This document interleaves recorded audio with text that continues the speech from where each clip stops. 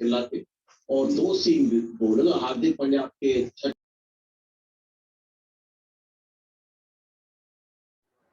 तो देखिए बैटिंग को थोड़ा बैलेंस करने के लिए पंड्या को लाया है तो अच्छी थी जो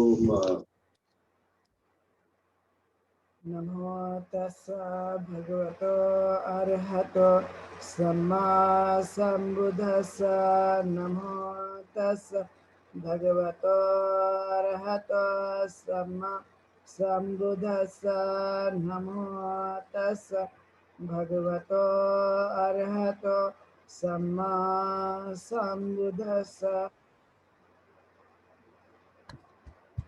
आज हम लोग वर्षावास के अवसर पर के लिए धम्मदेशना का आयोजन किया गया। आज का यह दूसरा दिन है। कल हम लोगों ने धम्म चक्र प्रवर्तन दिवस किसे कहा जाता है और वो किसके द्वारा संपन्न हुआ, इसके बारे में हम लोगों ने देखने की कोशिश की।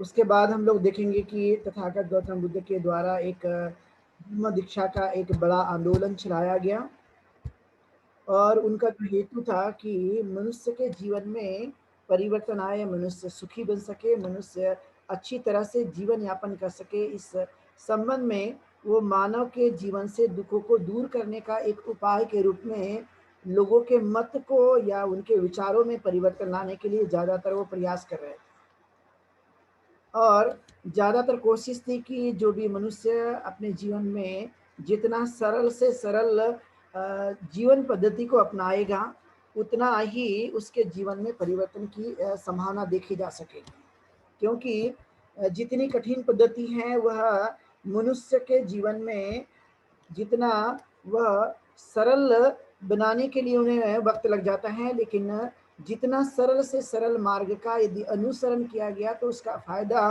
व्यक्ति के जीवन में होने की पूरी संभावना देखी जाती है। और इसलिए तथागत गौतम बुद्ध ने 5 परिराजकों को पहले उन्होंने जो देशना दी और उन्हें प्रवजित किया, उन्हें धम्म के प्रभाव में शामिल करने के लिए पूरी तरह से उन्होंने कोशिश की। और उनका मानना था कि कम से कम जो लोग मेरे इस विचारों को जानना चाहते हैं, समझना चाहते हैं, उन लोगों को यह मैं जो बताता हूँ उस पर अमल करना होगा, उस पर चलना होगा और तभी जो है व्यक्ति सुखपूर्वक जीवन को यापन कर सकता है। ये उनकी धारणा रही है और कालांतर में देखा गया कि जिन जिन लोगों ने इस जीवन पद्धति को अपने जीवन में उतारा तो उन्हें लगा कि यह उत्तम और श्रेष्ठ जीवन पद्धति है और इसे हमें अपनाने पर जोर देते रहना चाहिए। इसलिए जो कठिन तपस्या का मार्ग था, जिन लोगों को ये लगता था कि कठिन तपस्या का मार्ग को अपनाकर ही कहीं ना कहीं व्यक्ति जो है वो सुखी हो सकता है, स्वर्ग में जा सकता है या उसके जीवन में दुख जो है वो समाप्त हो सकता है, इस तरह की धारणाएं उनके मन में लगती थी। लेकिन तथागत ने कहा कि कठिन रास्तों को अपना करके कभी भी मनुष्य जो है वो सुखी और समाधानी और दुख से मुक्त नहीं हो सकता। इस पर उनका पूरा पूरा जोर था, पूरा पूरा विश्वास था और इस विश्वास के साथ ही उन्होंने यह धम्म के मार्ग को आगे बढ़ाने की कोशिश की और कहा कि यह धर्म जो है यह अंगीकार करने योग्य है, उतारने के योग्य है और जीवन को सुखी बनाने के लिए और कोई उपाय नहीं बल्कि यह धम्म का ही मार्ग होगा जिससे व्यक्ति सुखपूर्वक और आनंद के साथ जीवन को जी सकेगा। इस तरह की जो भावनाएं उस काल में उन्होंने बताने की कोशिश की और तभी से लेकर आज तक हम देखते हैं कि लोगों के मत को बदलने के लिए, क्योंकि उनके विचार इस तरह से थे कि जिस जगह आप रहते हो, जिस मान्यता को मानते हो और जो जीवन पद्धति को आपने बनाया है वही पद्धति यहाँ पर आकर चलने वाली नहीं है। चाहे आप जाति को मानते होंगे, चाहे अपनी संस्कृति को मानते होंगे, अलग अलग कर्मकांड अंधविश्वासों पर विश्वास करते होंगे, तो ये मेरे धर्म में इस तरह का कोई भी नहीं होगा। और इसलिए आप जब भी आएंगे तो मैं चाहता हूं कि इन सभी प्रथाओं को, इन सभी विधियों को छोड़ने की आप कोशिश करें।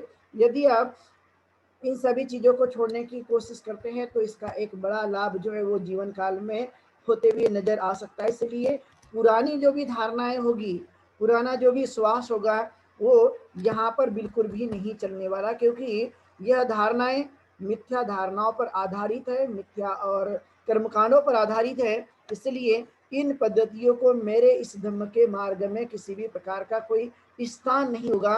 और इसलिए मैं चाहता हूं कि हमारे अपने लोग जो भी इस पद्धति को जीना चाहते हैं, इस पद्धति के आधार पर अपने जीवन को आगे बढ़ाना चाहते हैं, तो उन्हें अपनी पुरानी जो कोई भी मान्यता होगी उसे हमें छोड़ना होगा।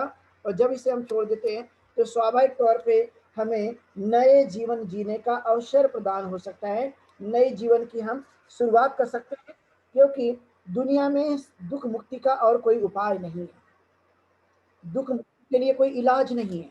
और इसलिए इस जीवन पद्धति को अपनाने के लिए कम से कम हमें यही मार्ग को अपनाना होगा। इसलिए उन्होंने कहा कि आपको मैंने धम्म देशना तो दे दी है, अब ये धम्म देशना ही पर्याप्त नहीं है, तो आप लोगों को कम से कम दीक्षा लेनी होगी। और इसलिए पहली बार तथागत गौतम बुद्ध ने 5 लोगों के साथ में दीक्षा का यह आंदोलन शुरू किया। और वो भारी संख्या में तो शुरुआती दौर पे नहीं बन पाए, लेकिन कालांतर में जो है वह हम देखने के लिए मिलता है कि 5 लोगों से यह शुरू किया गया धम्म का आंदोलन, और बाद में बड़ी संख्या में जो है इसमें शामिल हो जाते हैं।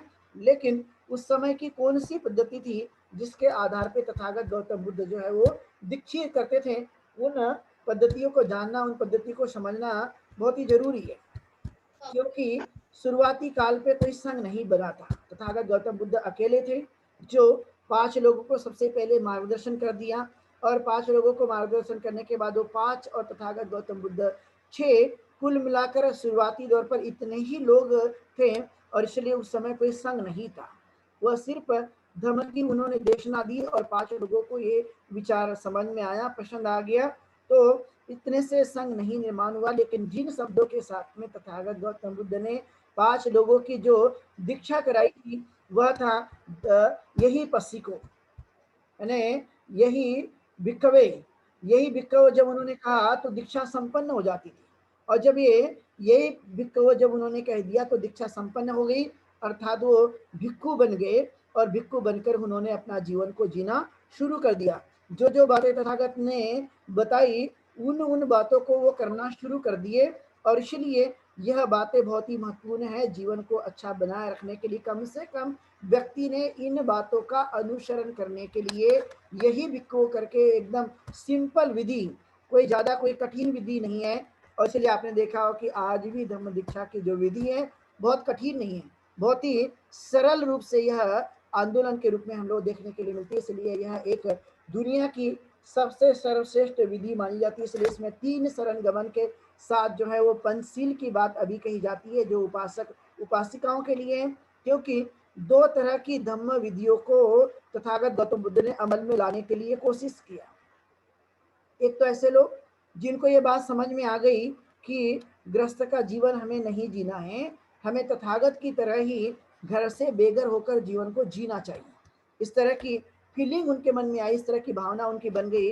और इसलिए वे घर से बेघर होकर तथागत के समान, तथागत के साथ रहते हुए उन्होंने उनके समान जीवन जीने का निर्णय ले लिया। और निर्णय लेने के बाद में उनको लगता था कि कम से कम जो है बाकी के जो लोग हैं वह ज्यादा संख्या में कैसे होंगे, या कौन से ऐसे विचार है जो उनको प्रभावित कर सकता है। लेकिन उन्होंने कहा कि मैं सिर्फ और सिर्फ मध्यम मार्ग का ही उपयोग करूंगा, इसके अलावा कोई और उपाय नहीं है, इसके अलावा कोई मार्ग नहीं है जो इस मार्ग का अनुसरण करते हुए आगे बढ़ने की कोशिश की जा सकती है। इस पर ज्यादा से ज्यादा उन्होंने ध्यान देते हुए समझाने की कोशिश की और बताने की कोशिश की। तो यह देखने के लिए आता है कि कम से कम 5 लोगों का यह दीक्षा का प्रारंभ होना ही बाद में कालांतर में लगा कि सिर्फ भिक्खु की नहीं तो उपासक और उपासिका की भी दीक्षा होनी चाहिए, चाहे वो गृहस्थ का जीवन जी रहे होंगे। लेकिन गृहस्थ का जीवन जीते भी उन्हें धर्म का अनुसरण करते आता है, धर्म के अनुसार जीवन को जीते आता है। क्योंकि आपने देखा होगा पूरी दुनिया में यह स्पेशली भारत के अंदर में कि धर्म का आचरण करना या धर्म का पालन करना ये सिर्फ और सिर्फ सन्यासियों का काम है या भिक्खुओं का काम है, बाकी का नहीं। लेकिन भिक्खुओं के लिए तो ये जो विनय बताए गए कंपलसरी है, उन्हें पालन करना ही अनिवार्य है।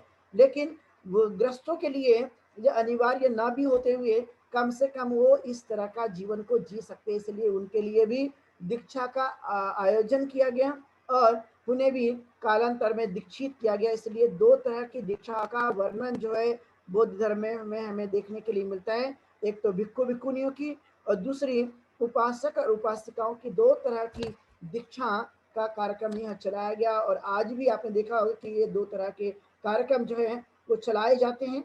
और वो इस तरह से सोचा जाता है कि कम से कम हमारा जो कुछ भी पहले का मन था या पहले का जो हम विचार अपने जीवन काल में अपनाते थे, कम से कम उन विचारों को जो है न मानते हुए अब नए विचारों का आगमन करना चाहिए, उसको मानने की कोशिश करनी चाहिए। क्योंकि जब तक हम नई चीज़ों को अपने जीवन काल में लाते नहीं, तब तक पुरानी चीज़ें जाती नहीं हैं, नई चीज़ों का बनना मुश्किल है। इसलिए आपने देखा होगा संस्कार एक बड़ी जटिल प्रक्रिया है, वह एकाएक से व्यक्ति के जीवन से जाती नहीं है। जो भी आदत बन जाती है, जो भी हैबिट बन जाती है, वो लंबे समय तक टिक कर रहने की संभावना देखी जाती है। कि व्यक्ति के जीवन में जो पहले से आदत बनी हुई है वो एकाएक से जाती है, इसलिए नहीं क्योंकि उसको लगता है कि यही सही है और यही मेरे लिए ठीक है। और यदि वो जानता भी कि ये गलत है, लेकिन इतनी प्रवृत्तियां उसकी बन जाती हैं, बार बार वह स्ट्रांग हो जाती है, और इसलिए उसको तोड़ना इतना आसान काम नहीं है, सरल काम नहीं है। लेकिन सद्धर्म के रास्तों पर चलते हुए कम से कम हम इन चीज़ों को तोड़ सकते हैं, उन्हें काटा जा सकता है और उन चीज़ों को दूर भी किया जा सकता है। वो हमारे हाथों में होता है। और इसलिए संस्कार कहा गया कि ये परिवर्तनशील है, ये कोई स्थायी नहीं है, जैसा का वैसा बनकर रहने की संभावना नहीं है। लेकिन उसके लिए हमें स्वयं को प्रयास करना होता है, स्वयं को ताकत लगानी पड़ती है, स्वयं को वह कम से कम अपने जीवन काल से हटाने के लिए प्रयास तो करने ही होते हैं। और इसलिए यह एक महत्वपूर्ण जीवन पद्धति के रूप में जाना गया कि जो पहले से बना हुआ है, जो हमारे जीवन को दुखदायी बनाता होगा, ऐसे जीवन को हमें नष्ट करने के लिए, उसे दूर करने के लिए, उसे हमारे जीवन से समाप्त करने के लिए ज़्यादातर कोशिश करना जरूरी है। इसलिए तथागत गौतम बुद्ध ने सबको ये ज्ञान देने के लिए एक विचार बनाया और बनाने के बाद में कहा कि कम से कम मेरे विचारों को आप सुनिए और अमल में लाने के लिए प्रयास कीजिए। तो इसी से यह कम से कम अपने जीवन काल में जो दुख होगा उस दुखों को दूर करने के लिए कोशिश की जा सकती है। क्योंकि तथागत ने किसी भी प्रकार की ईश्वर की संकल्पना पर आधारित अपने धर्म को नहीं बनाया, किसी भी आडंबर को उन्होंने अपने धर्म में कोई स्थान नहीं दिया, किसी भी कर्मकांड के लिए उन्होंने कोई जगह नहीं बनाई। उन्होंने कहा कि मेरा धर्म यह सुख प्राप्ति के लिए और दुखों से मुक्त होने का उपाय बताने के लिए मेरा धर्म है, और इसलिए मैं इसी के लिए काम करने पर जोर देता हूँ। और यही मेरा धर्म का एक अनुशासन है।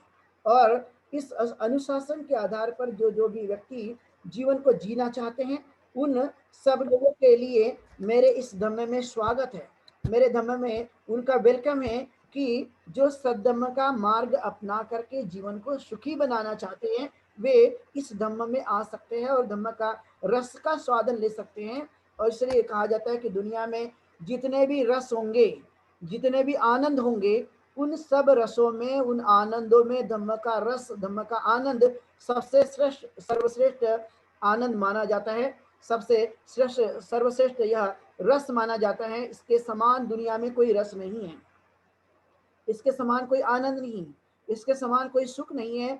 हमें लगता जरूर है कि अलग अलग स्रोत से, अलग अलग जगह से हमें सुख तो प्राप्त होता है, लेकिन वह सभी जो है अस्थायी सुख होते हैं। लेकिन जो स्थायी सुख की बात तथागत ने कही है कि धम्म का मार्ग का अनुसरण हमें स्थायी सुख देने की कोशिश करता है। और इसलिए उन्होंने बुराई के मार्ग को त्याग करने के लिए हमेशा प्रेरित किया कि कम से कम हम अपने जीवन काल में जो गलत बातें हैं उसको तो हम आने नहीं देंगे, और आने ही नहीं देंगे तो उसको हम करने पर भी जोर नहीं देंगे। अर्थात मैं जो भी करूंगा अपने जीवन काल में कुशल कार्य करने पर ज्यादा से ज्यादा जोर देते रहूंगा।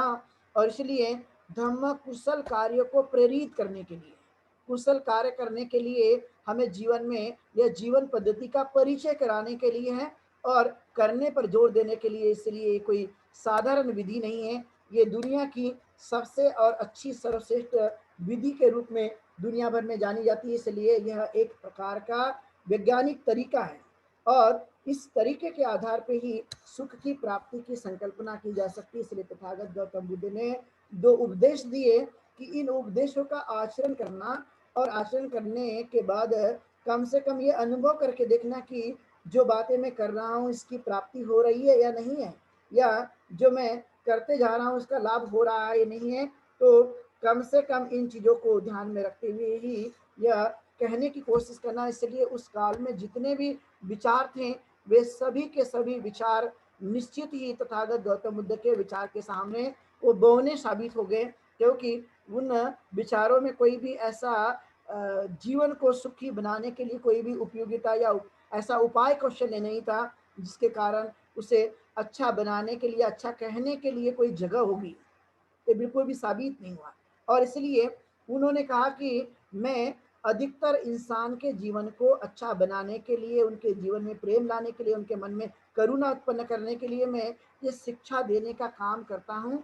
और यदि आपको लगता है कि ये शिक्षा हमारे जीवन को अच्छा बनाने के लिए, तो निश्चित ही आप लोग इस जीवन को अच्छा बनाने के लिए अग्रसर हुए, आगे बढ़ने की कोशिश करें।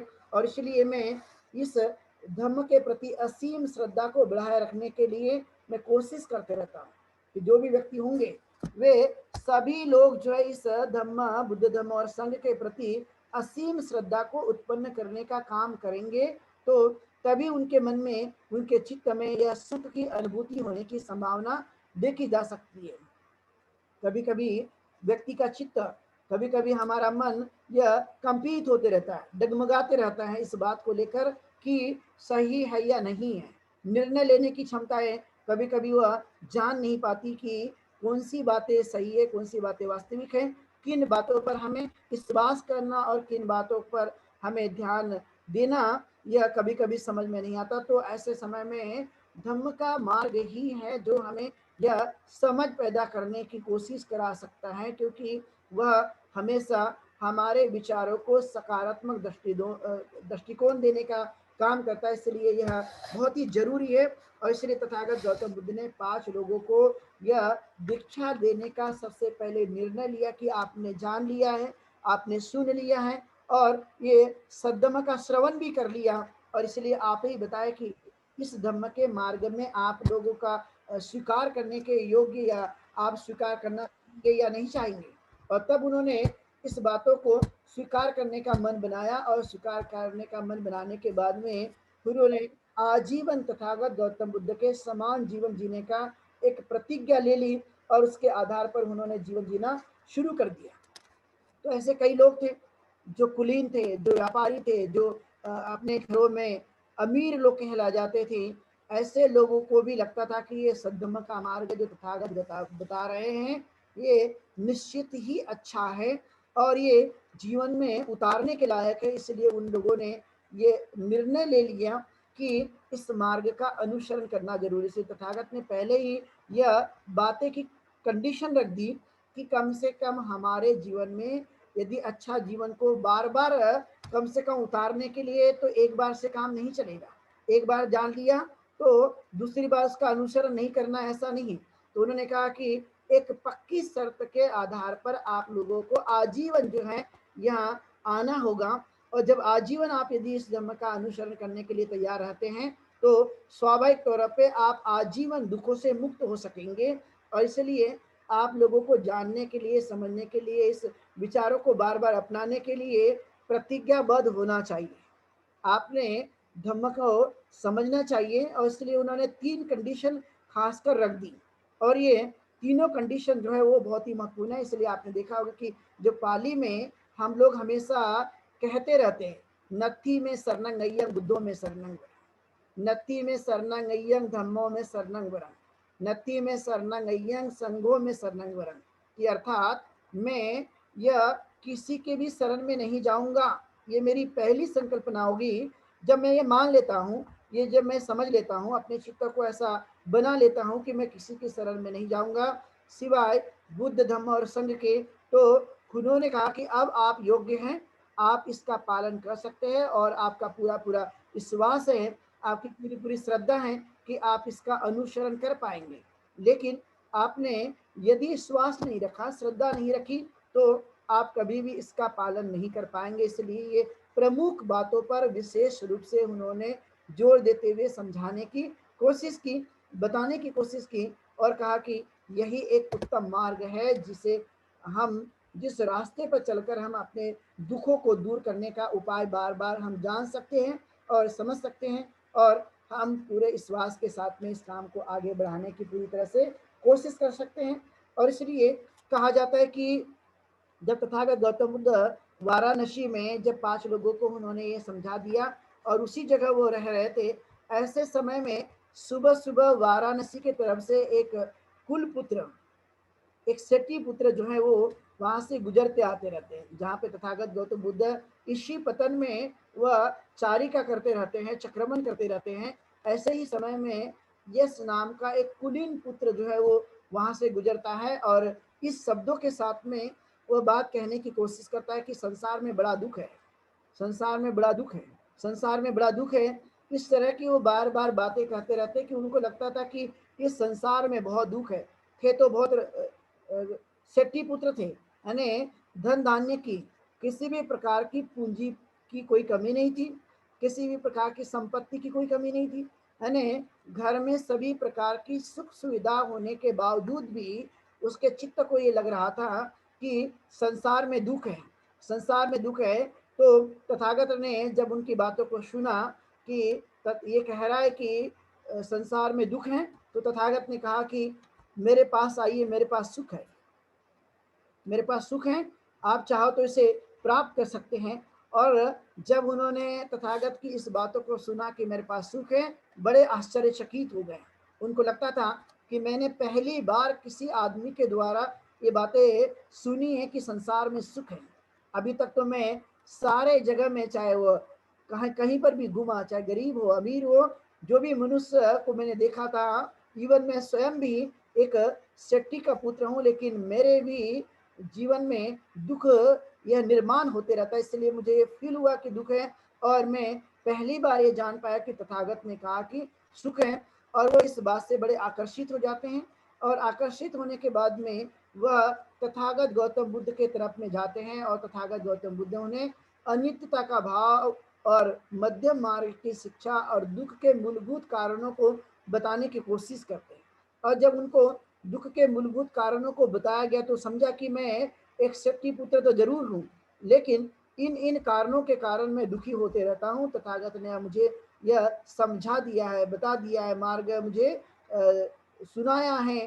तो इस मार्ग को मैं अब जान चुका हूँ। अब मैं चाहता हूँ कि तथागत मैं भी आपकी शरण में हमेशा के लिए आते रहूँ, और मैं हमेशा आपके शरण के जीवन को मैं हमेशा जीने की कोशिश करूँ। और इसलिए उन्होंने तथागत के इस धम्म मार्ग को अपनाने का पूरा पक्का इरादा कर दिया, बना लिया कि मैं इस संसार के उन दुखों से मुक्त होना चाहता हूँ। जहाँ जहाँ पर भी दुख होगा, ऐसे दुखों से मैं दूर होना चाहता हूँ, और मैं के रास्ते पर आने की मैं पूरी तरह से कोशिश करता हूँ।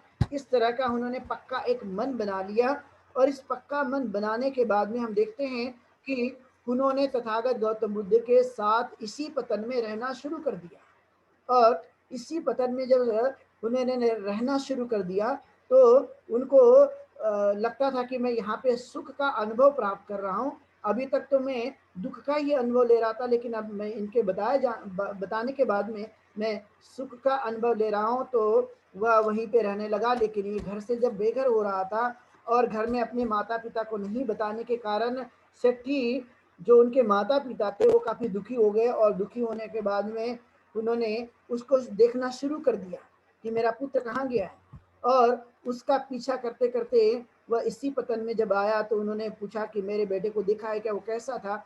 और कैसा था जब उन्होंने बताया कि यहीं पर वो आया है, तो उन्होंने देखा कि यह तो इन्होंने कांस्य वस्त्र धारण कर लिया और यह भिक्षु बन गए।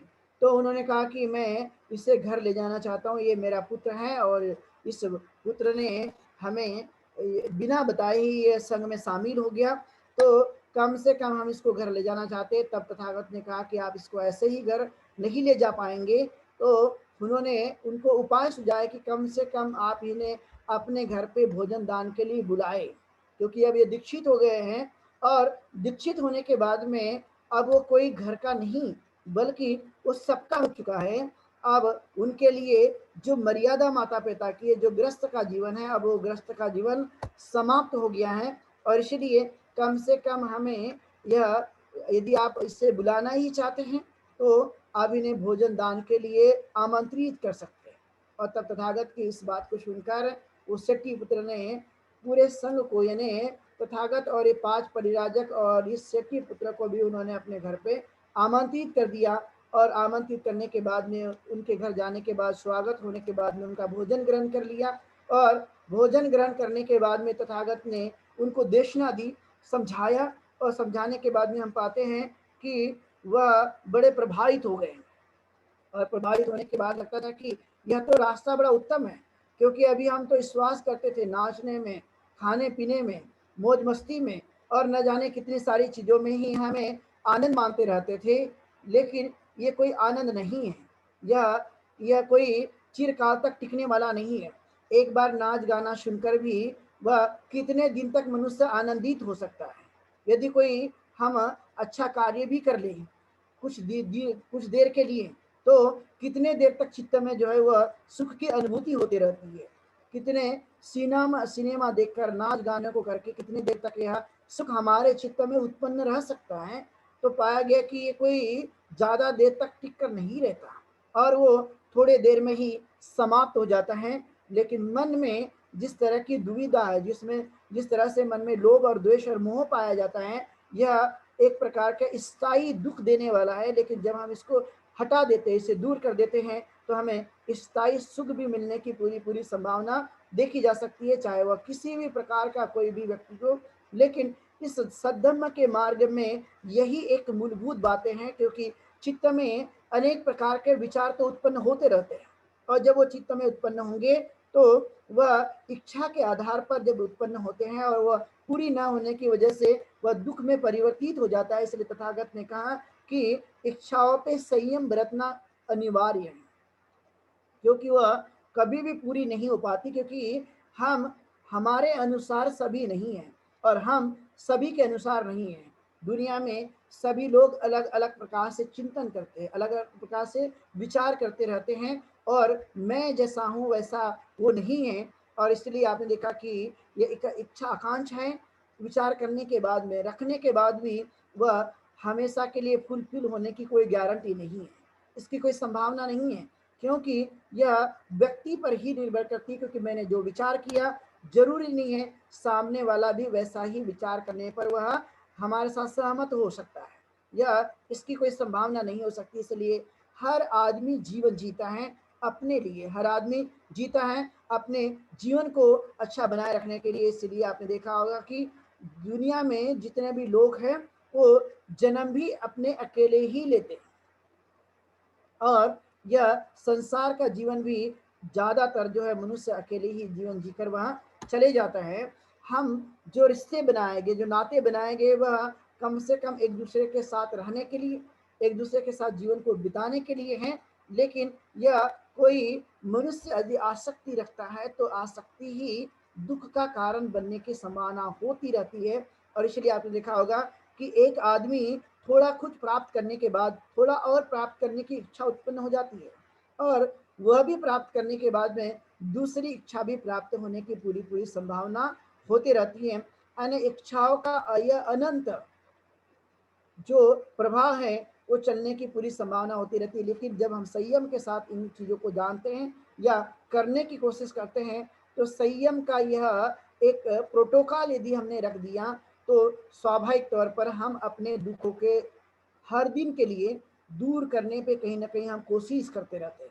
इसलिए सब चीज़ों के लिए एक संयम बरतना बहुत ही अनिवार्य माना गया। इसलिए शट्टी पुत्र को तथागत ने यही समझाया कि आप चाहते हैं कि हमारे घर में आज जो धन आता है इससे दुगना आ जाए, इससे तिगुना आ जाए, लेकिन यह तो उतना सही है, लेकिन आप इसके साथ आसक्ति बनाने की वजह से आपके मन में जो दुख उत्पन्न होता है और आपको सुख बिल्कुल भी दिखाई नहीं देता, आपको बेचैनी हो जाती है, अनेक प्रकार के तान तनाव निर्माण हो जाते हैं, चिंताएं उत्पन्न हो जाती है। और ये चिंताएं करने से, तनाव उत्पन्न करने से हम शारीरिक और मानसिक पीड़ा को जन्म देते रहते हैं।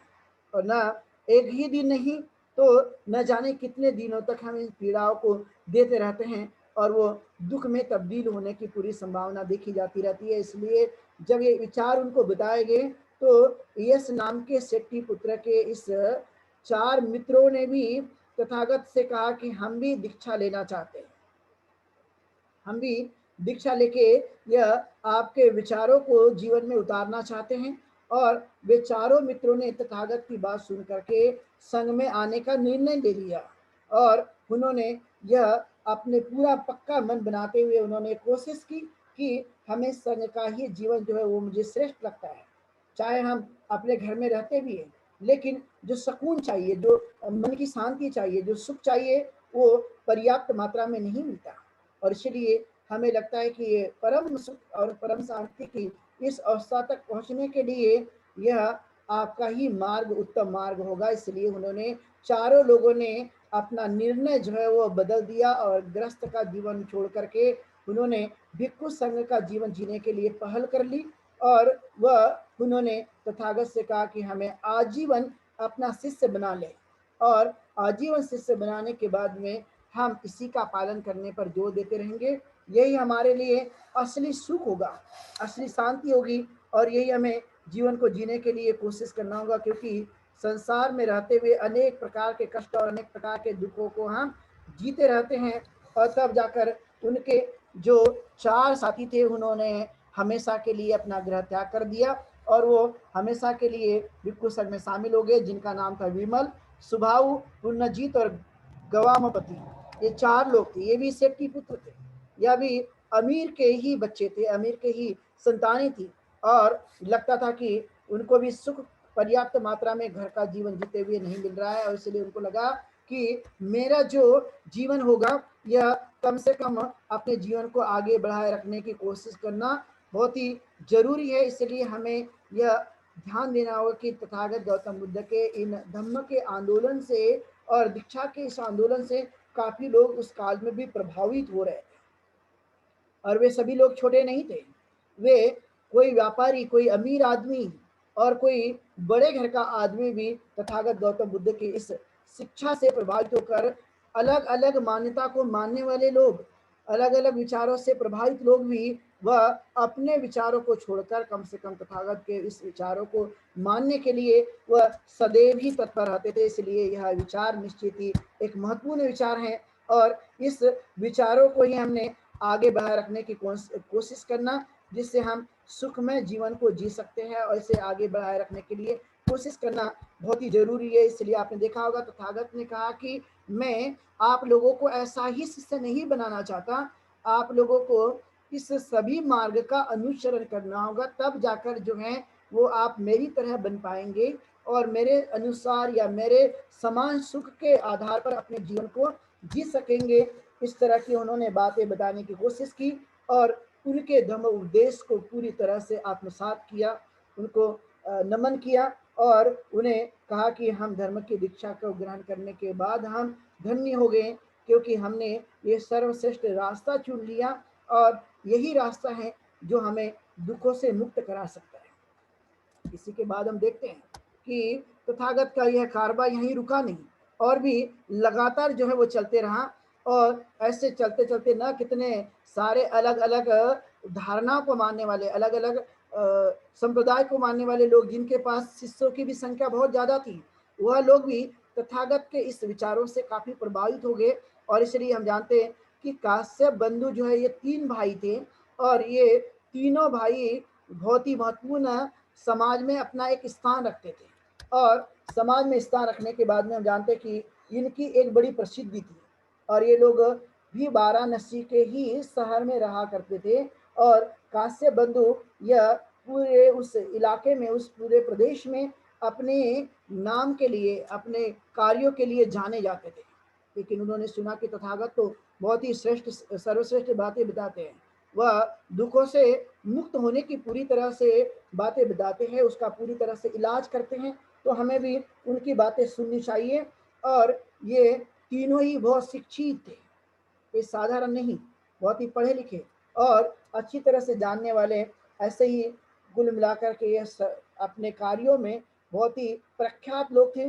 लेकिन तथागत के विचारों से उन्होंने बहुत ही अच्छी तरह से इन बातों को आत्मसात कर लिया, और करने के बाद में उन्होंने भी अपना पूरा का पूरा जो रास्ता है, जिन रास्ते पे वो चलते थे, वो रास्ता ही उन्होंने छोड़ दिया, और कहा कि तथागत का रास्ते पे ही चलने की हमें कोशिश करनी चाहिए, क्योंकि उन तीनों के पास में अधिक संख्या में शिष्य थे, और वे लंबी लंबी जटाओं को मानने वाले लोग थे। और लंबी लंबी जटाओं को मानने के बाद में हम देखते हैं कि उनको लगता था कि यही मार्ग श्रेष्ठ है, लेकिन तथागत के इस व्याख्यान से, तथागत के विचारों से वो प्रभावित होकर उन्होंने अपनी जटाएं भी काट दी, और अपनी जटा काटने के बाद में उन्होंने अपने शिष्यों के साथ में तथागत का जो है वो धम्म का अनुसरण करने का पूरा पक्का इरादा कर लिया, और इरादा करने के बाद में उन्होंने यह अपना अंतिम निर्णय ले लिया कि कम से कम हमने इसी का पालन करना चाहिए। इसलिए तीनों भाइयों के पास, उर्वेला काश्यप, गया काश्यप, यह उनका नाम था, और नदी काश्यप, ऐसे तीन भाई थे, और तीनों भाइयों ने अपने शिष्यों के साथ में तथागत गौतम बुद्ध का धम्म का अंगीकार कर लिया। और इतनी बड़ी संख्या में तीनों भाइयों के पास संख्या ज्यादा थी, और संख्या ज्यादा होने के लगभग 1000 उनके शिष्य थे।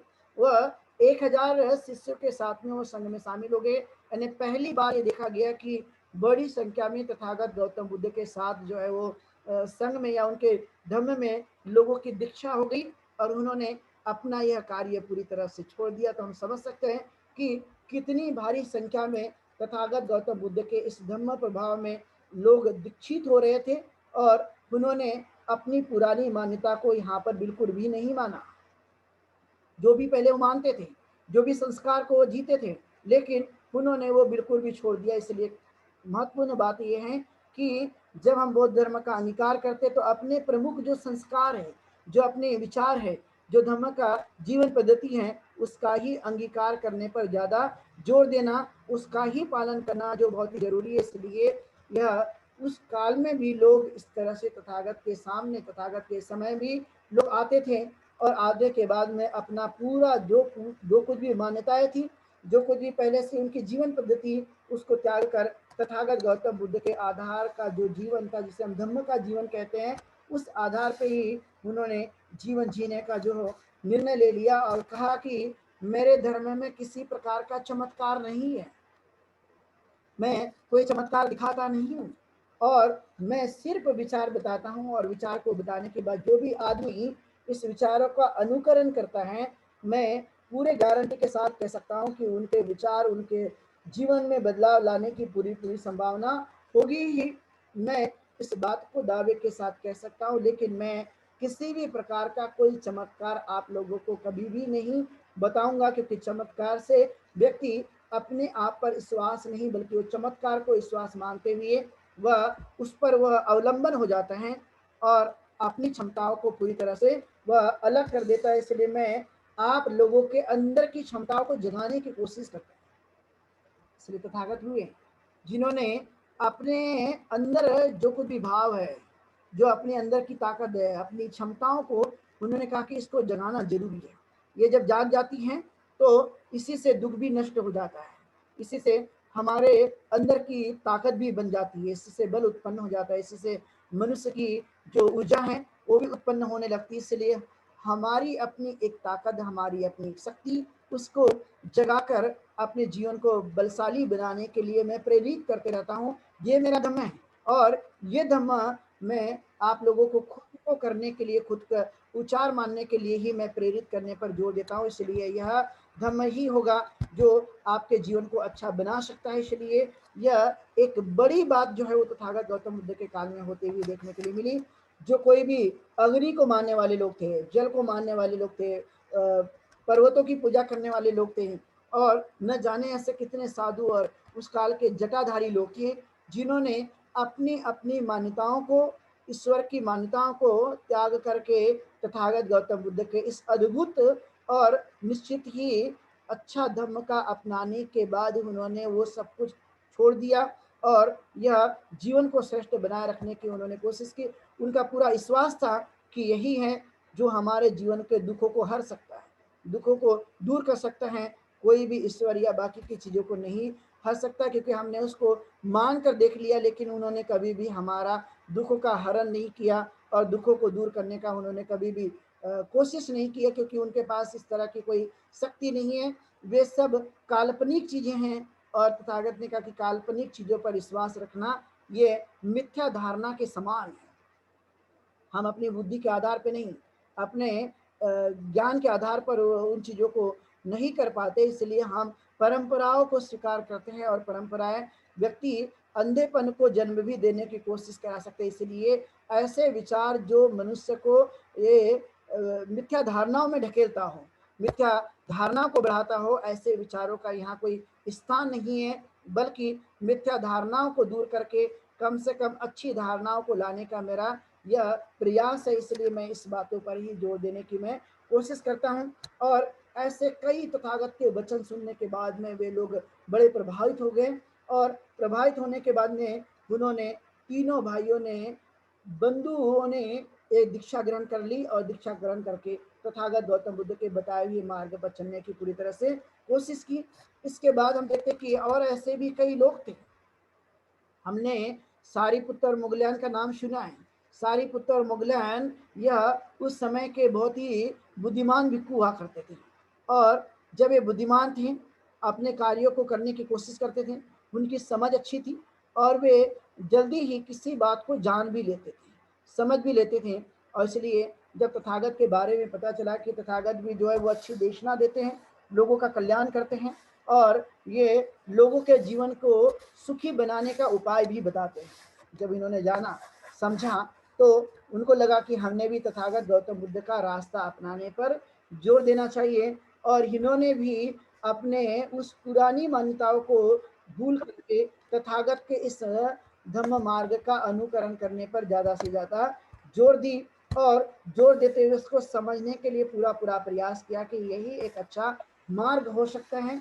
और इस मार्ग को उन्होंने यह ध्यान में रखा, ये दोनों ही ब्राह्मण थे, और ब्राह्मण होने के बावजूद भी तथागत का मार्ग उन्हें श्रेष्ठ लगा, और श्रेष्ठता के साथ में उन्होंने कहा कि यह हमें अब उचित समय आ गया है कि हमें तथागत के शरण में जाना चाहिए, और तथागत के यह जीवन पद्धति को अपनाने पर जोर देना चाहिए। कहीं कहीं यह हमारे जीवन के लिए अच्छा हो सकता है, और हमने इस पर ही पालन करने पर जोर देना चाहिए, क्योंकि बाकी की मान्यताएं उतनी हमें जीवन को सुखी बनाने के लिए कहीं पर भी दिखाई नहीं देती, लेकिन कम से कम ये मान्यता तो सुखी बनाने के लिए इसलिए सारीपुत्र ने अच्छे तरह से विचार किया, और मुगलैन ने भी अच्छी तरह से विचार किया, और अच्छी तरह से विचार करने के बाद में, चिंतन मनन करने के बाद में, यह रास्ता पूरी तरह से उन्होंने अपना लिया।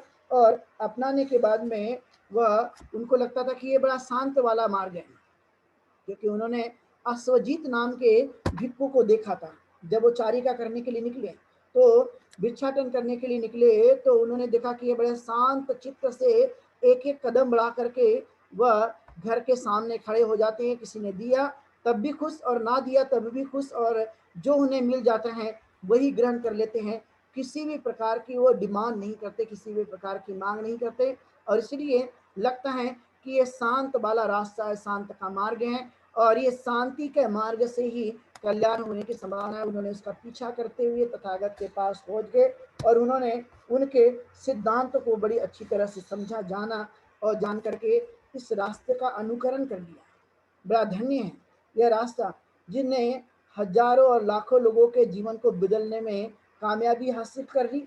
और उस समय कई ऐसे लोग थे जिन्होंने इस रास्ते को पूरी तरह से छोड़ दिया। जटाएं से लिप्त बड़े बड़े जो लोग थे, जिनकी बड़ी बड़ी जटाएं थी, जिनके बहुत सारे शिष्य थे, और वे अलग अलग प्रकार की मान्यताओं पर विश्वास करते, क्योंकि तथागत ने कहा कि बाहर की कई जटाएं देखने के लिए मिलती है, अंतो जटा वही जटा, जटेतन पजा, कि अर्थात यह लोगों को तो बाहर बहुत सारी जटाएं दिखाई देती है, लेकिन अंदर न जाने कितनी सारी जटाएं हैं। उस अंदर वाली जटा को जिसने जान लिया, जिसने समझ लिया, तो समझिए कि वह अपने जीवन को जान लिया।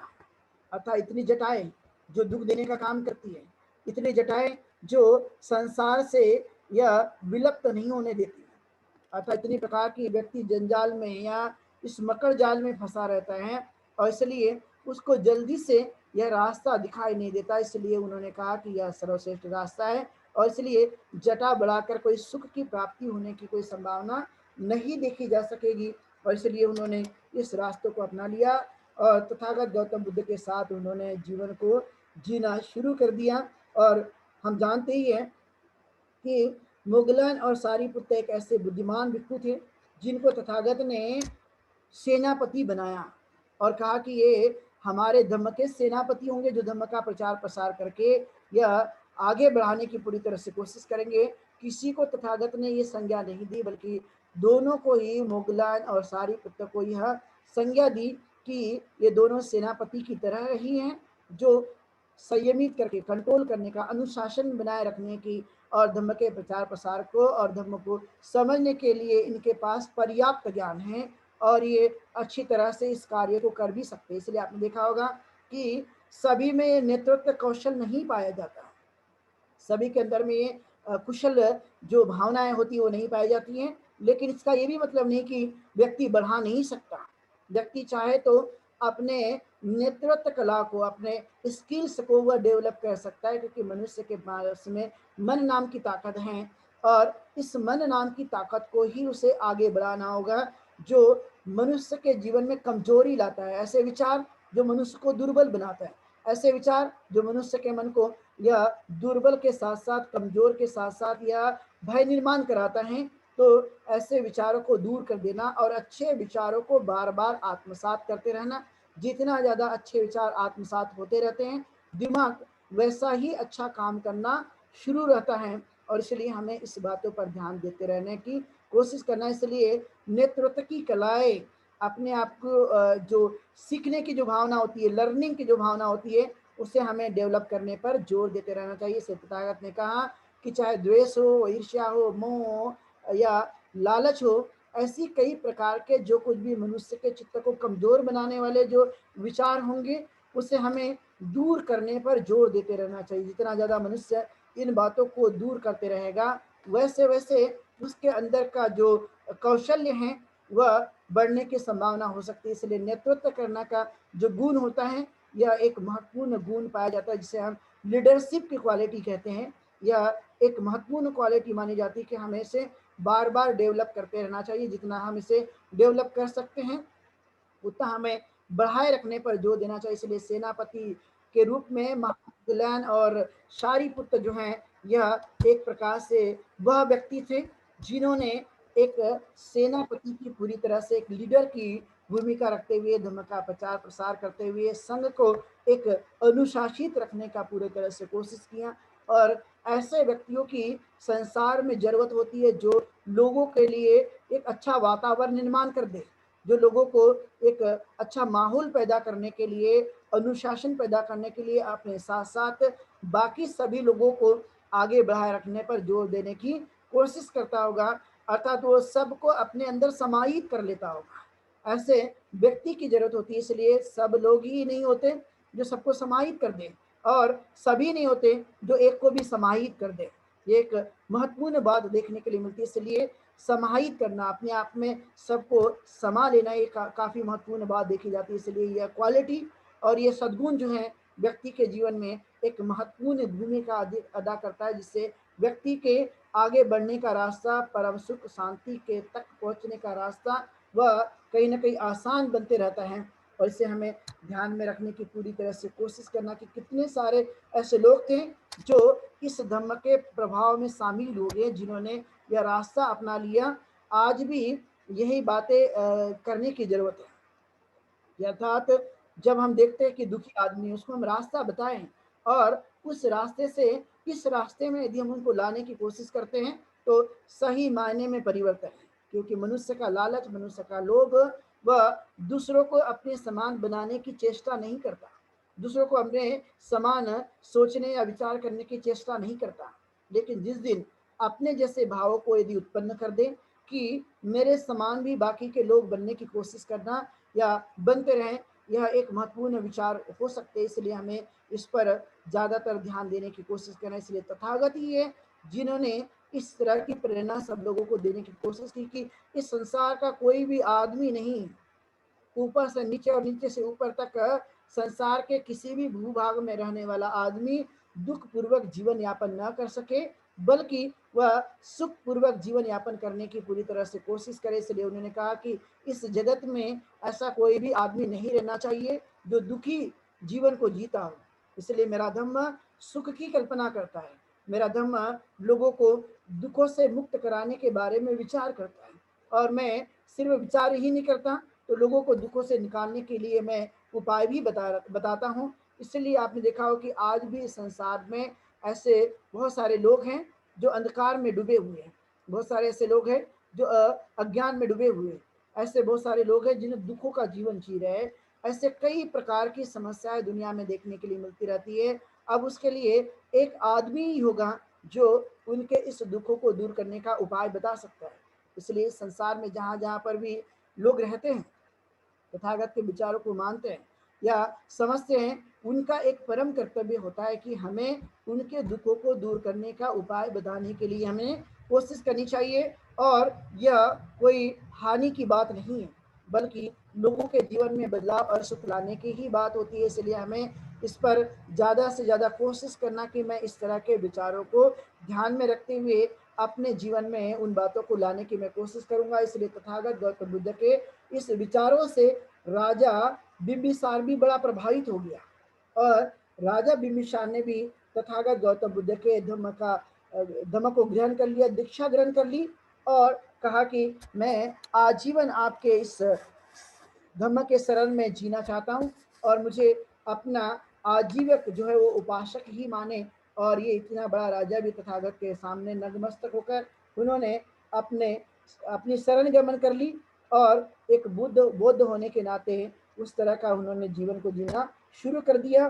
तो इस तरह की कई तरह की बातें जो हमें देखने के लिए मिलती कि ऐसे कई राजा जो शुरुआती दौर पे तथागत गौतम बुद्ध से प्रभावित थे।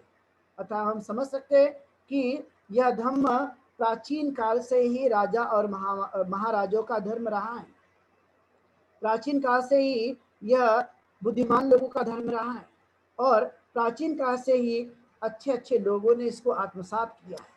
कोई ये नया नहीं है, यह पहले से चलते आई परंपरा है। और तथागत ने कहा कि दीक्षा लेने के बाद में हमें धर्म के अनुसार आचरण करने पर जोर देना होगा, और उस के आधार पर जीवन को बढ़ाना होगा, जिससे आप अपने जीवन काल में दुखों से मुक्त हो सकते हैं। क्योंकि दुख का कारण अज्ञान है, और जब तक ये अज्ञान नहीं मिटता तो दुख जो है वो बना रहेगा। लेकिन जैसे ही इस अज्ञान को हम दूर कर देते हैं, तो वैसे ही सुख उत्पन्न होने की पूरी संभावना हो सकती है। इसलिए हमें इस अज्ञान को भी दूर करने पर ज़्यादा से ज़्यादा जोर देते रहना कि यह अज्ञानी है जो हमें दुख देते रहता है, लेकिन मुझे सुख की प्राप्ति करनी है। इसलिए मुझे अज्ञान को मिटाना होगा, अंधकार को दूर करना होगा, तभी हम प्रकाश की उम्मीद कर सकते हैं, तभी हम अपने जीवन काल में यह सुख ला सकते हैं। इसलिए हमें स्वयं को ही इस बातों के ऊपर में ध्यान देना होगा। इसलिए तथागत ने कहा, अत्ता ही अतुनो नाथो कुही नाथो परोसिया, कि मनुष्य अपना स्वयं का मालिक स्वयं ही है। इस संसार में उसका और भी कोई मालिक नहीं। जो विचार करते रहता है, जो सोचते रहता है कि हमारा कोई पाप जो है वो धो देगा, हमें जीवन में कोई मुक्त कर देगा, हमें कहीं ना कहीं पहुंचा देगा, तो उन्होंने कहा कि ऐसा संसार में कोई भी मालिक नहीं, बल्कि मनुष्य स्वयं ही अपना स्वयं का मालिक है, और अपने इस विचारों से प्रभावित होकर स्वयं ही दुखों को दूर करने की कोशिश कर सकता है, और सुख भी प्राप्त कर सकता है। इसलिए अपनी हिम्मत को बढ़ाना, अपने विचारों में मजबूती लाने की कोशिश करना। इसलिए धम्म जो मार्ग है ये दुख मुक्ति का मार्ग है। और इसलिए बाबा साहब अम्बेडकर ने भी, आपने देखा हो कि इस बातों पर जोर देते हुए कहा कि धम्म दीक्षा ग्रहण करना अर्थात मनुष्य का नया जन्म होने के समान है।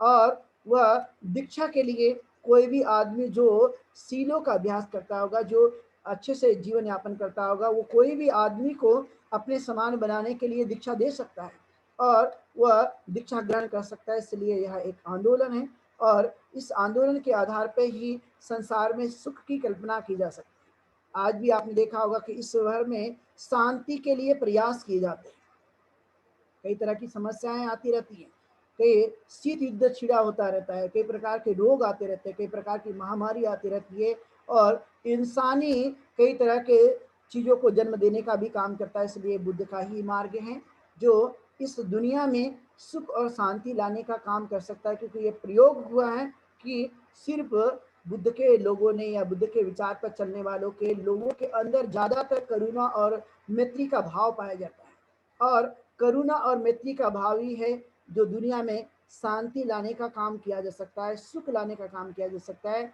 और इसलिए तथागत के पहले की जितनी ये आंदोलन की गति थी, उतनी ही गति आज भी होने के लिए हमें बार बार प्रयास करते रहना कि इस संसार में शांति फैले, सुख प्राप्त हो, और उसके आधार पर ही हम जीवन को जीने की कोशिश करें। इसलिए ऐसे कई लोग थे जो इस काम में आगे बढ़ रहे थे। इसलिए आपने देखा होगा कि खतरनाक से खतरनाक डाकू भी यहाँ पर एक अच्छा इंसान बन जाते हैं। जो आप लोगों ने अंगुलीमाल का नाम सुना ही है कि अंगुलीमाल एक भयंकर खतरनाक डाकू थे, और वो इतने खतरनाक डाकू थे कि उनके पास जो भी जाता था बचकर कोई भी नहीं आता था। उनकी उंगली काटकर अपने गले में लगा देता था, उनकी गर्दन काट दी जाती थी, उन्हें मार दिया जाता था। इतना खूंखार डाकू भी या कोई भी आदमी को नहीं बकसता था। पता चला तथागत को कि वहां पर श्रावस्ती के जंगल में कोई खूंखार डाकू रहता है। तथागत ने हिम्मत बढ़ाई और कोशिश की कि मैं मुझे भी उधर पे जाना चाहिए। जब तथागत वहां से निकले तो निकलते ही रास्ते में बहुत सारे ग्वाला लोग मिल गए, और जब ग्वाला लोग मिल गए उन्हें समझाया तथागत को कि आप उस तरफ मत जाइए, वहां पर एक खुखार डाकू रहता है, वो आपको मार देगा। लेकिन तथागत ने उन ग्वालों की भी बात नहीं मानी और वो आगे बढ़ते गए। और जैसे जैसे आगे बढ़ते गए तो उन्हें पाया कि ये अंगुलीमाल वहां पर हैं, और जैसे अंगुलीमाल ने तथागत गौतम बुद्ध को देखा तो तथागत गौतम बुद्ध को देखने के लिए बाद कहते कि रुको, क्योंकि तथागत गौतम बुद्ध अपनी गति से चलते जा रहे थे। और ऐसा सुनते हुए तथागत रुक गए, क्योंकि इसके पहले उन्होंने देखा था कि जिनको भी उन्होंने रुका हुआ कहा है वो भागने लगते थे। लेकिन तथागत ऐसे थे जो अपनी गति से चल रहे थे, लेकिन उन्होंने कहा रुकिए। अंगुलीमाल के बोले जाने के बाद में तो वह रुक जाते हैं, और उन्होंने कहा कि मैं तो रुक गया, लेकिन आप कब रुकेंगे, आप अपना ये कार्य कब बंद कर देंगे। तो वो बड़े आश्चर्यचकित हो गए कि मैंने पहला ऐसा इंसान देखा है जिसको रुकने के लिए बोला गया तो वो रुक गया, क्योंकि इसके पहले तो मैंने सब लोगों को कहा था कि रुकिए तो वो भागे चले जाते थे, मुझे उनका पीछा करना पड़ता था मारने के लिए। लेकिन मैंने पहली बार ऐसे व्यक्ति को देखा है जो रुक बोलने के बाद भी वह भागे नहीं, बल्कि रुक गए, और बोला गया कि आप कब रुकोगे।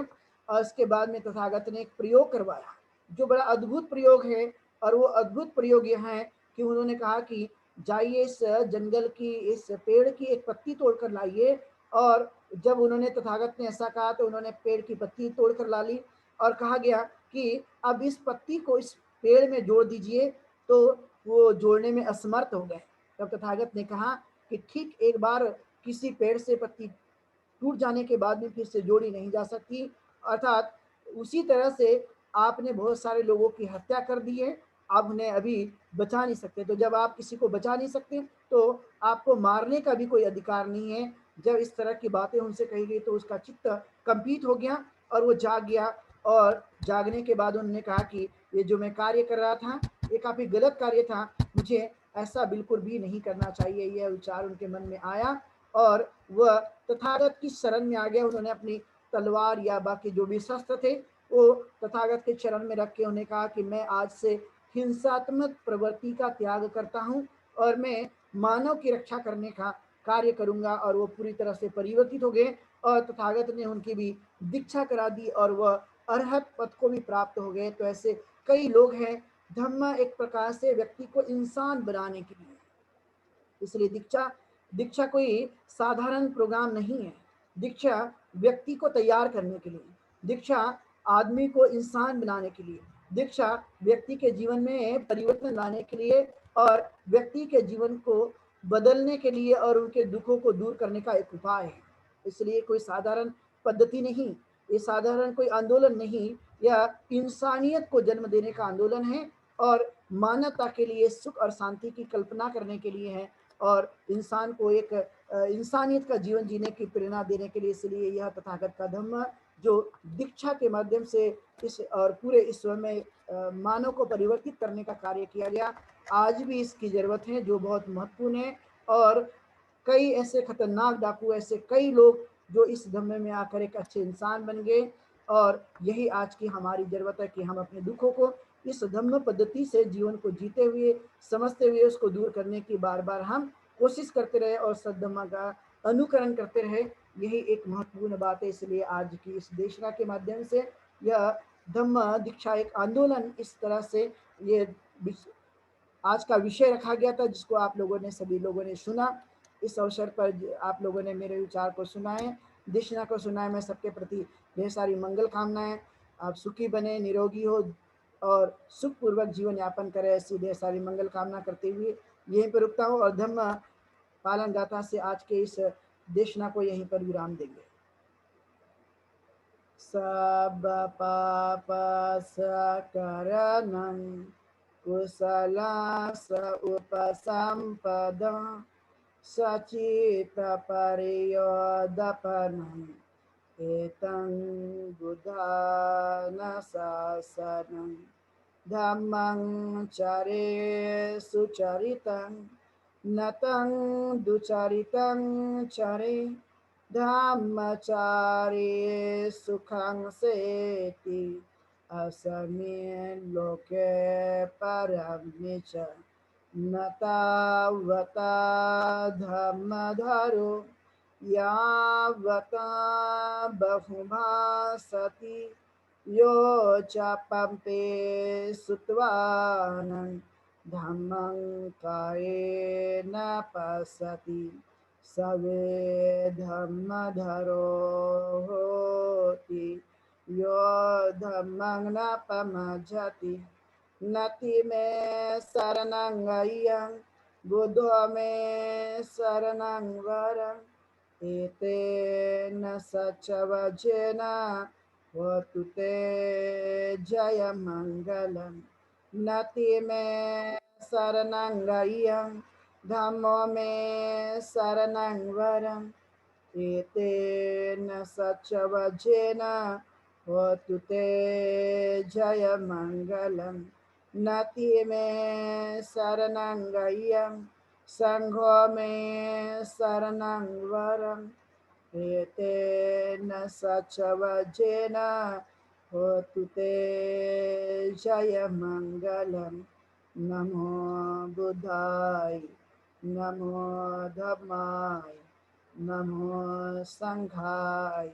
साधु साधु साधु।